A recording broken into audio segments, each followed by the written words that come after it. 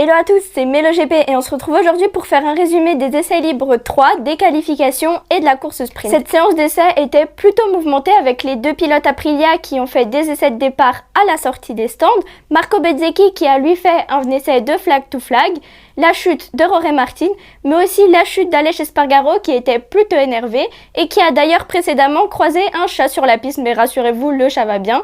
Et nous avons également appris le retrait d'Enea Bastianini pour ce week-end, il espère revenir au Mans au mieux. Le meilleur chrono a été effectué par Miguel Oliveira, suivi de Fabio Quartararo et Aleix Espargaro. Et en quatrième, nous retrouvons le coéquipier de Fabio Quartararo, Franco Morbidelli, et notre second français, Johann Zarco, en 11e. Continuons avec la première partie des qualifications, la Q1, où il y avait du beau monde, notamment Pecco Bagnaia qui n'était pas allé en Q1 depuis l'année dernière et qui a d'ailleurs lui pris des pneus usés à l'arrière pour faire un tour puis il est rentré pour prendre des pneus neufs.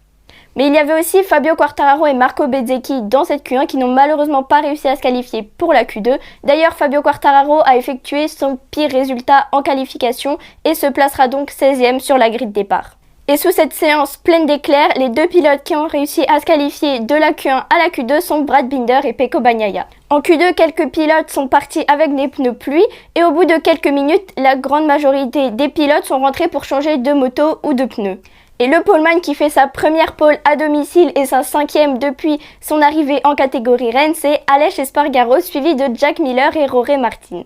Dani Pedrosa s'est lui qualifié 6e. En 8e, nous retrouvons Johann Zarco et je le rappelle, Fabio Quartararo partira 16e.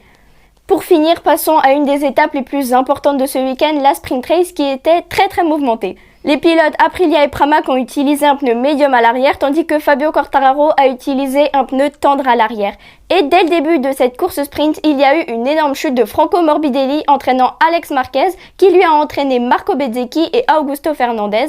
Et d'ailleurs, la moto de Marco Bezzecchi a pris feu, ce qui a entraîné un drapeau rouge. Heureusement, tous les pilotes allaient bien et ont pu repartir pour relancer un départ avec les places initiales, ce qui a malheureusement pas été un avantage pour Fabio Quartararo qui avait fait un très bon départ, mais après le drapeau rouge a fait un moins bon départ et a donc terminé cette sprint 12e. Johann Zarco a mieux débuté pour ses 11 tours après le drapeau rouge et a terminé cette course 8e. Et après ce drapeau rouge, encore des chutes avec celles de Alex Marquez, Takaaki Nakagami, Joan Mir et Aleix Espargaro. Et le vainqueur de cette sprint race pour la deuxième fois cette saison est Brad Binder, suivi de Pecco Bagnaia et Jack Miller. Les KTM étaient franchement impressionnantes pendant cette course. Et en 6e, nous retrouvons Dani Pedrosa. À demain pour le résumé des warm-up et de la course et à bientôt pour de nouvelles infos GP.